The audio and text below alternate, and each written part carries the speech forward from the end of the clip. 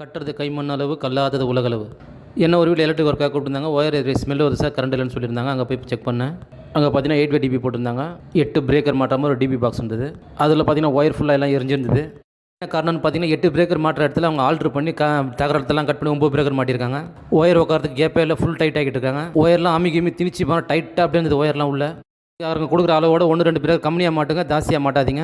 அப்போ தான் ஒயர்லாம் கொஞ்சம் ஃப்ரீயாக இருக்கும். சரி, அந்த ஃபால்ட்டை கிளியர் பண்ணலான்னு பார்த்தா மேலே ஒரு ஆணி அடிச்சிருக்காங்க. கரெக்டாக போய் அந்த பைப்பில் சொல்லிட்டு இருக்கு. அந்த ஆணியை வெளியே எடுத்துட்டு அதுக்கு மேலே 8 மாடல் ஓப்பன் பாக்ஸ் ஒன்று சர்ஃபெக்ஸ் பாக்ஸ் ஒன்று போட்டு டிபியில் ஒயரை கம்மி பண்ணுறதுனால ஒயரெல்லாம் சிவேஜ் டேப் போட்டு ஜாயின் பண்ணாமல் அந்த பாக்ஸை கனெக்டர் போட்டு ஜாயின் பண்ணிட்டேன். நியூட்ரல் லிங்க் வாங்கி ட்ரில்லிங் மிஷினில் ஹோல்ஸ் போடும்போதெல்லாம் பார்த்து போடுங்க.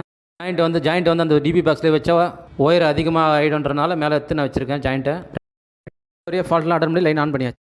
இந்த ப்ராப்ளம் வரணும்னு நினச்சிங்கன்னா இந்த டிபியை போடுங்க. இது 12 டிபி, சைஸ் கொஞ்சம் பெருசாக இருக்கும், ஒயர் வேகத்துலாம் ஃப்ரீயாக இருக்கும். டிபி போட்டிங்கன்னா இந்த ப்ராப்ளம் வராமல் தடுக்கலாம். தேங்க்யூ.